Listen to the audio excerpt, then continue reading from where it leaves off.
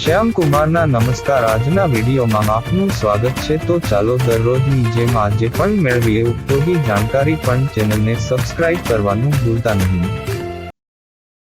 સોનામાં રોકાણ કરવું એ ઘણા લોકો માટે એક આકર્ષક વિકલ્પ છે, પરંતુ આવકવેરા સંબંધિત કેટલીક બાબતો જાણવી જરૂરી છે। સોનામાં રોકાણના પ્રકાર: ભૌતિક સોનું, ઘરેણાં, સિક્કા અથવા બિસ્કિટના રૂપમાં સોનું ખરીદવું। ડિજિટલ સોનું, ઓનલાઈન પ્લેટફોર્મ પરથી સોનું ખરીદવું। ગોલ્ડ ETF, શેરબજારમાં ટ્રેડ થતા ફંડ્સ જે સોનાના ભાવ સાથે જોડાયેલા હોય છે। સોવરેન ગોલ્ડ બોન્ડ્સ, સરકાર દ્વારા બહાર પાડવામાં આવતા બોન્ડ્સ જેમાં સોનાના ભાવ સાથે વળતર જોડાયેલું હોય છે।